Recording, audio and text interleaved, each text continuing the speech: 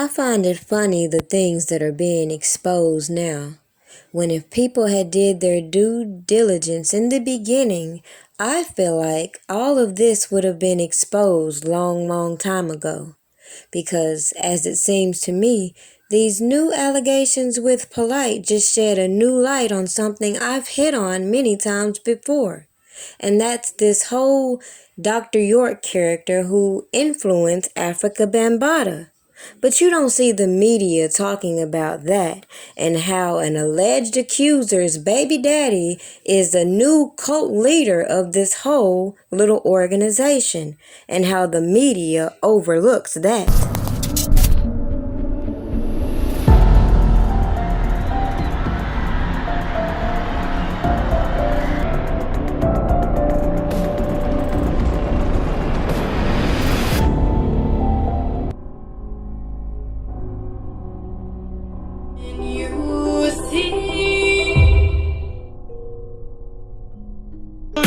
I can fly.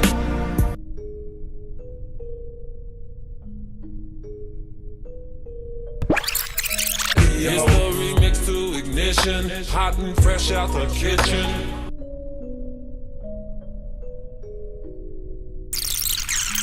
See you again someday. Yeah. There is something that I want from you. Boy, be brave. Don't be afraid. We need a place where we can go. And where everyone will have a hero.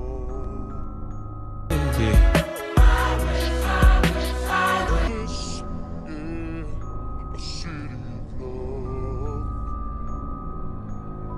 Be brave, don't be afraid. I know we're gonna.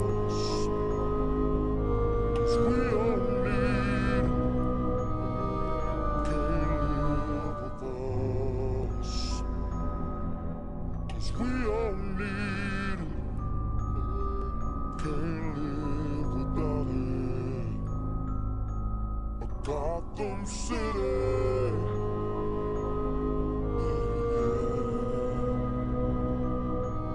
City of justice, yeah, a city of love, a city of peace, every one of us. Hello and welcome to my channel. Go ahead, hit the like, hit the share, subscribe if you haven't already. Let's talk about how the media is already off to a great start in spinning this narrative in their favor. R. Kelly was around too many children, and too many nasty things happen with them, okay? That we know right now. We can stamp that today.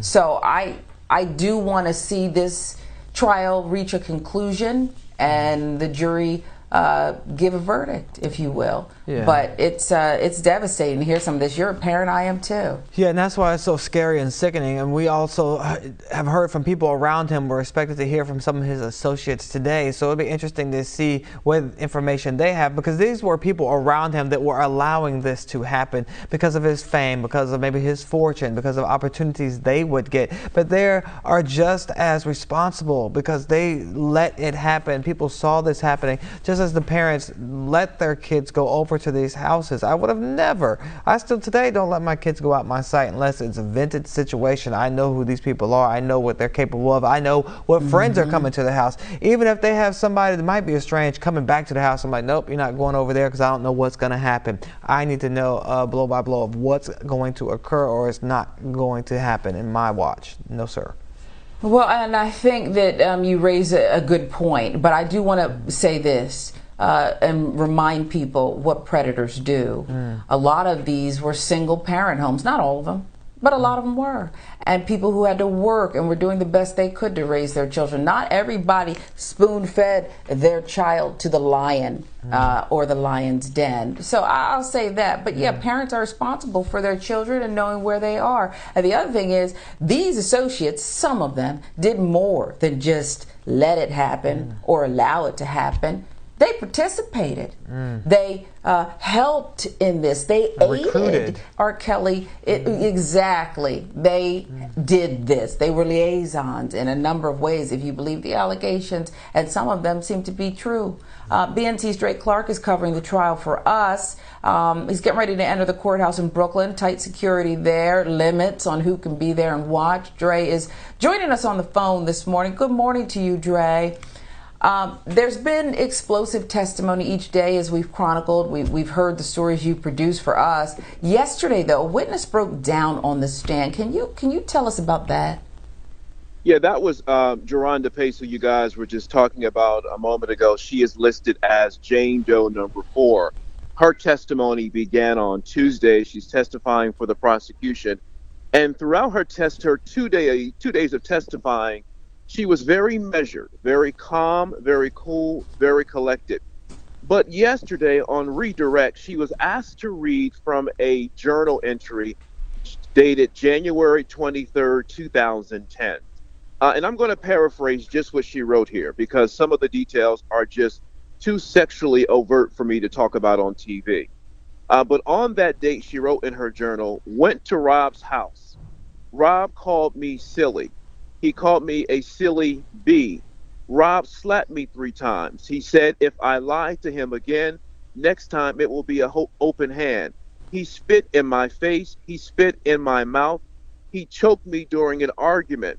I had sex with Rob, but I was fed up after what happened, and so I went home and confessed. As she's reading this journal entry, she is crying, almost hysterically. Keep in mind, not sure if you guys know this, Geronda Pace is 8 months pregnant. And on her first day of testimony, she said she's due any day now. So immediately after she concluded reading this journal entry, the judge took a 15-minute recess because it was very emotional for her and very difficult. And certainly when you're dealing with a woman who is in the last stages of her pregnancy, you want to be very careful. But it was a very powerful and a very emotional moment there inside the courtroom. And just for clarification, do we know the father of the baby? Geronda Pace is married. So she's made it very clear R. Kelly is not the father of her child. She's not had any physical interaction with R. Kelly since 2010. She has 3 other children as well. All right. And the trial is not being televised, which is why you're on the phone, because you're about to go into the courtroom. So can you paint us a picture? What are you noticing about R. Kelly and the others in the courtroom, their body language, their demeanor, their reactions? First, R. Kelly, he's in court every day, dressed, wears glasses. He, for the most part, has looked forward or looked down. There were a few times when he would talk to one of his attorneys when Geronda was testifying. But mostly he sort of sits there and just looks on as the testimony is happening. The court is situated differently because of COVID. So reporters are in one courtroom. The actual trial is happening in another. And then there is another courtroom set up for members of the public and victims or anyone connected to the case personally. So we're all separated there inside the court. Because the judge wanted to do it that way because of this ongoing COVID crisis that we're dealing with. Yeah, I hope, and it sounds like you're able to lay eyes on R. Kelly because his demeanor is also part of this, and it's very interesting for us to hear about his courtroom behavior, particularly since we know that it's been disclosed that he can't read or reads at a very low level, and so we're curious about communication with his attorneys. But tell us, Dre, who you expect to see on the witness stand today. Today we could very well hear from Demetrius Smith. He is R. Kelly's former road manager. He is part of the so-called enterprise. We know he's going to testify because he's been outside the courtroom for the last day or so, just randomly talking to people. Usually when there is a witness who's going to testify for the prosecution, you don't see them until it's time for them to testify. But nonetheless, he's going to take the stand and he's going to talk about some of the things he was asked to do by R. Kelly, including possibly he may have been that person to secure the fake document changing Aaliyah's age from 15 to 18 when they were married, R. Kelly and Aaliyah. He may have been that individual. We won't find out until he takes the stand. But what is very clear is that he is going to offer testimony against his former boss. You know, when you talk about this criminal enterprise, you wonder, why is R. Kelly the only one charged and not everyone else who played a part in acting on his behalf, his bodyguards, who drivers who approached these young girls and women and made these arrangements for R. Kelly? I can only presume that many of them have cut deals with the prosecution and have said, listen, I don't want to go to prison, so I will testify to talk about the things that I was asked to do over the period of time of years, in some cases 20, 30 years, that I spent traveling with R. Kelly as a member of his inner circle. The prosecution has made it very clear. They have text messages, they have phone calls, they have videotapes that R. Kelly used to record these acts. They have a mountain of evidence, and they have the people in place to all validate that evidence, to prove their case beyond a reasonable doubt.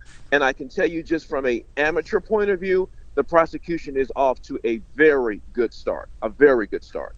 So let's just pause right there, because we're supposed to believe that with all this curiosity they haven't taken the time to do just a little bit of exploring of these stories that have been put out there, to know that some of these things these people have said or their expectations for their testimonies is a little bit far-fetched. But let's just think, because those people that hate on my content like to dismiss what I say as mere conspiracy, because they don't understand that it's politicians out here that would use the dysfunctions in the black community and prey on your emotions and keep feeding you propaganda because you are just so curious. It's funny though, those same people that are so curious on certain people will ignore the obvious when it comes to the overall picture, and in how some individuals were embraced and how they manipulated religious beliefs and put this whole corrupt thinking into so many people's minds. And history tells us, when people such as Malcolm X called this out, it was our own people who was used to deflect from what we are now establishing, that there was FBI involvement. But it's a conspiracy for people like me to connect the dots and recognize that around the same time that this so-called conspiracy with R. Kelly began to surface, some other things were coming into play that would affect the industry altogether. Guys, did I mention, let me just pause for a second. Did I mention Zulu Nation, hip hop's first gay family? Now I'm sitting here sipping. I don't know if I mentioned this earlier. I don't give a fuck who don't like that title. That was my suggestion to Layla Wills, who lost about 40, 50 racks. Good woman. Her and I talk once every 2 weeks. We don't talk that often. She's busy. I'm busy. And I said, hey, you got to get some of your money back. And, people kept rejecting the documentary. There was no bag to get on the documentary. Some of these bozo-ass niggas on the Chitlin circuit, they're broke bum niggas. They don't understand business. They're letting somebody tell them, yeah, the documentary, the money. There's no fucking money. It was rejected by everybody. Amazon, Netflix. They said, nah, no thanks. It's not a matter of whether Ronald Savage was going to go file a lawsuit or not. That had nothing to do with the goddamn documentary. They just rejected it. If it were, white males or white females, there would have been some interest. A lot of problems. And if you're going to fit because I'm tired of the lies, investigation going on, I never spoke anything negative on that man's daughter. Period. That man behind bars, Robert Sylvester Kelly. So I have no more concerns. My daughter, she's out there doing what she's doing. When she get ready, she gonna call me. She'll talk to me when she ready. I find it ironic how many of these news personalities and other people on social media platforms that are followers of this York character and follow his same beliefs. So maybe that is why so many can quickly believe these narratives that have been spent by all these accusers of Robert Kelly.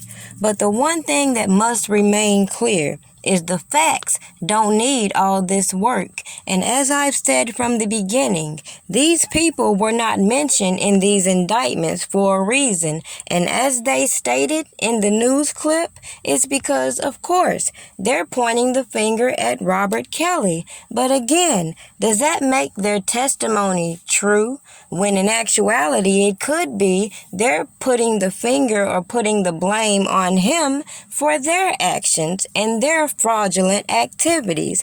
As we see so many of these individuals surrounding these powerful people, as they like to portray them, also like to abuse their authority, manipulate money situations, and try to profit within themselves. And as we see with Robert Kelly's case, somebody had to set all this in motion from within his camp, which is why I have been suspect from the beginning. I probably wouldn't have been mad at old boy if he would have just said, yo, could I record this conversation or go on live? It's different. He's speaking without, so we ain't gonna switch the words. Let me clear something up for Tim. Anything that I said about anybody, I said on. The only one I was apologetic to was Dana. And I do apologize for the contents that I read allowed to come out about Tim. But let me tell you why, right?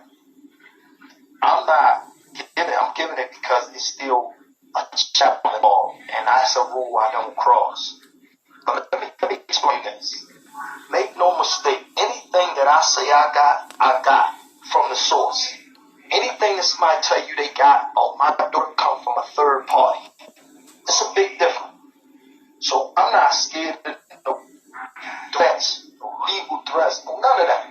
Because at the end of the day, they better look back at what they sent through their emails, their DMs, or their telephones. I don't play no game. I don't hold on to that. I don't get, but I got it.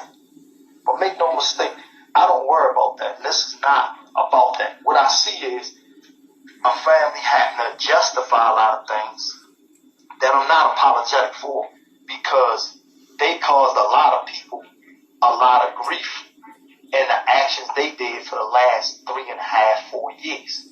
I'm calling day. Can you be my day?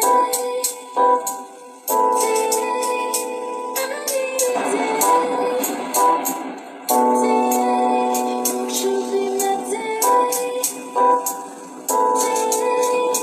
Come and make it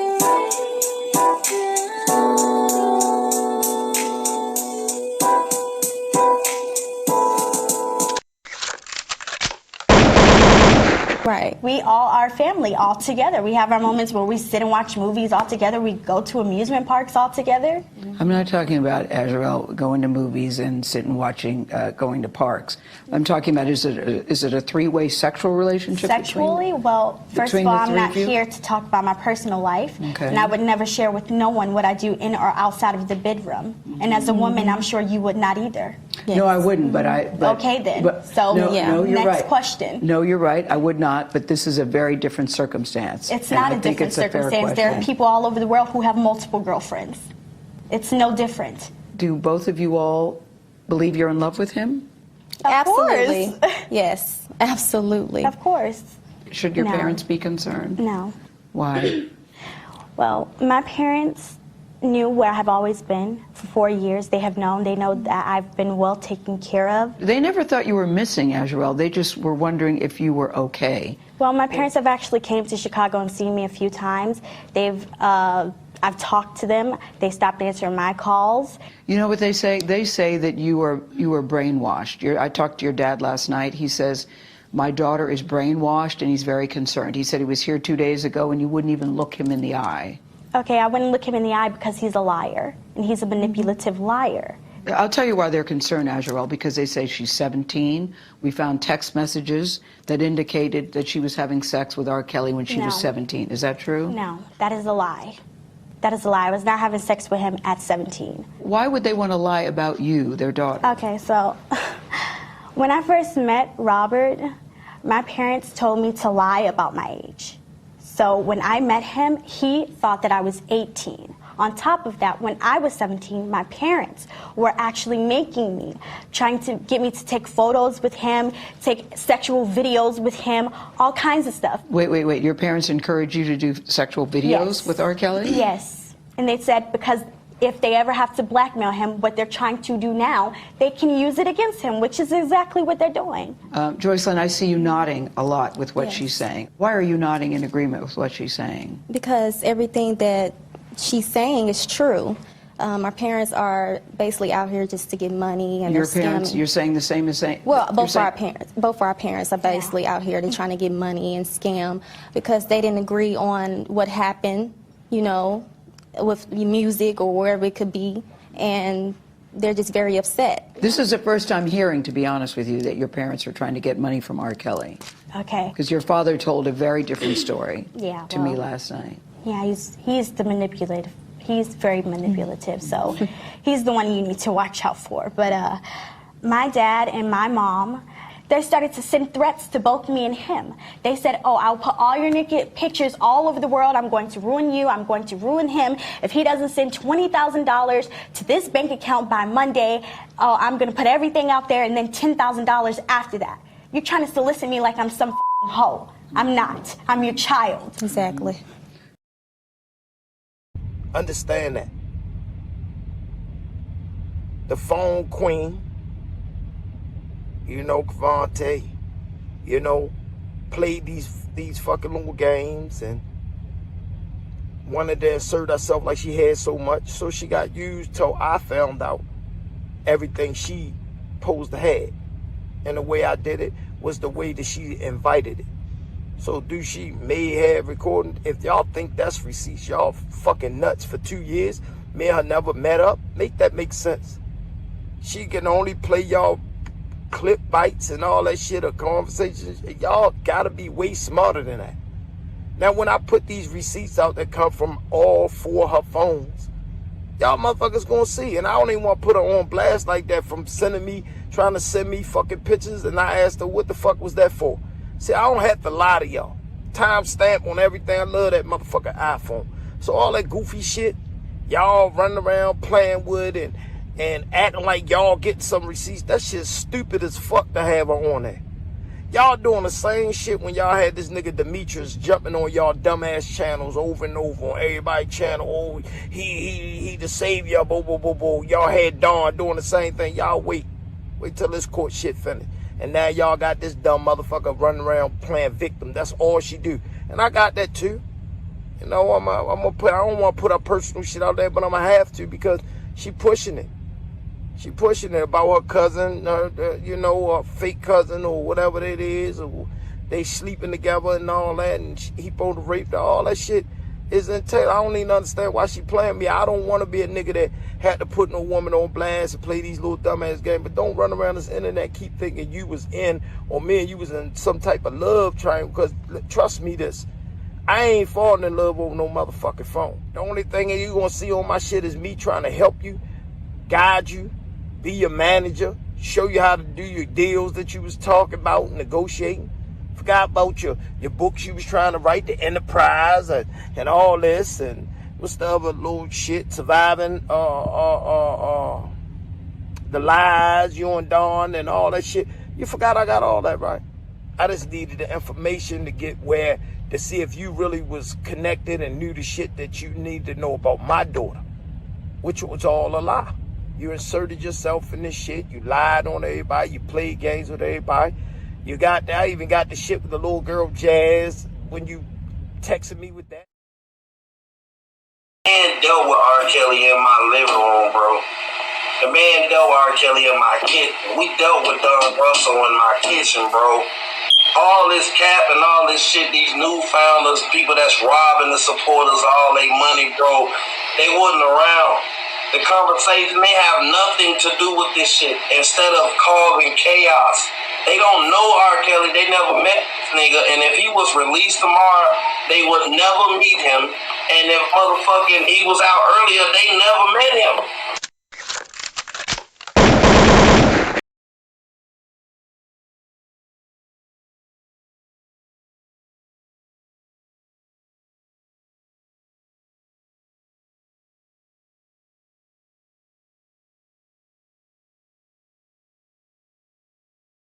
That made him popular. You think he's dissing you, or you think? Of course. Oh, really? Of course. Right. I was the face of autotune. Anytime somebody said autotune, I'm the face. Right. So when you say autotune is whack, Right. I'm the face. Right. When Jay-Z went at you, did you have any other, any reason for any type of reason, or that was out the clear blue sky? That was when I heard it, and when motherfuckers was calling me, telling me about it, I literally had to sit for like a day in the same position. I just sat and just stared into nothing. Like, the f did I do? What did I do? Did I cross somebody? I don't fight like that. Did I mistakenly beat somebody up in my sleep? What?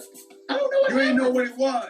No, my hustle got knocked immediately. Like, I don't know what I did. Like, I'm like, what is the guys? There has to be some kind of connection to something I've done that can make this man say the very thing that made this guy famous is the worst ever. It's a weird thing. I have no idea what triggered that, bro. I still, to this day, don't know. But the perception was that Death of Auto-Tune was supposed to stop the trend. Mm-hmm. Did it affect you in any way? Did you see any slowdown at that It point? affected the shit out of me. Yeah. But nah, I mean, and the crazy thing was I was on so much music at that point.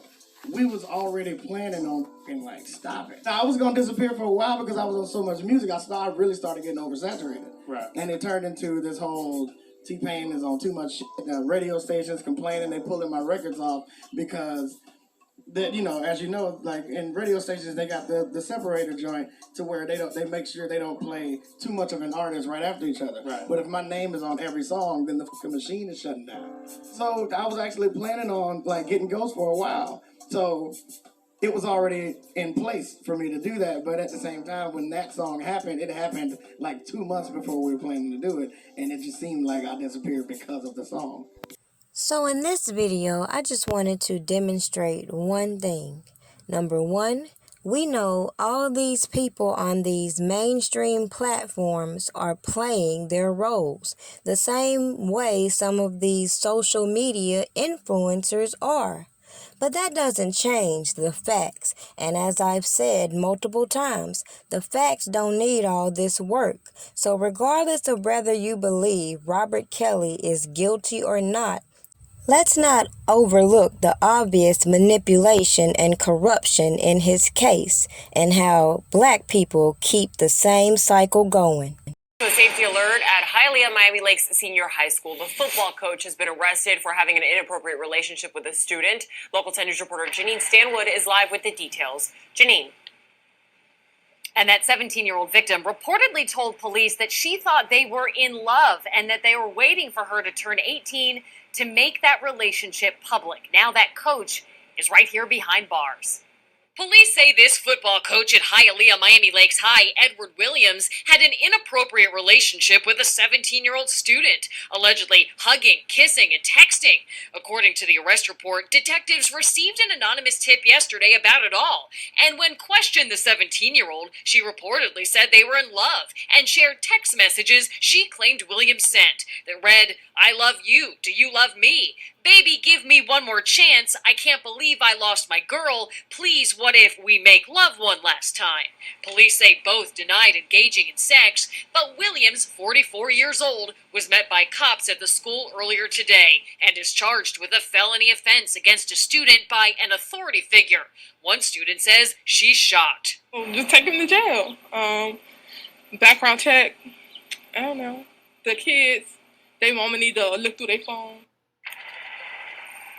Again, Williams is here at the Turner Guilford Knight Correctional Facility. Miami-Dade Schools tells us that he's been employed with them on and off for about 20 years. He had no prior disciplinary history. He's now been fired. We're in West Miami-Dade. I'm Janine Stanwood, Local 10 News. According to the police report, the victim told investigators they were not sexually active, but were waiting for her to turn 18 before going public as a couple. Williams is not only the head football coach at the school, he's also a pastor and a youth mentor. Now, it doesn't take a genius to see that the government and other people in high places have figured out ways to profit off of our dysfunction. Like this story with Robert Kelly.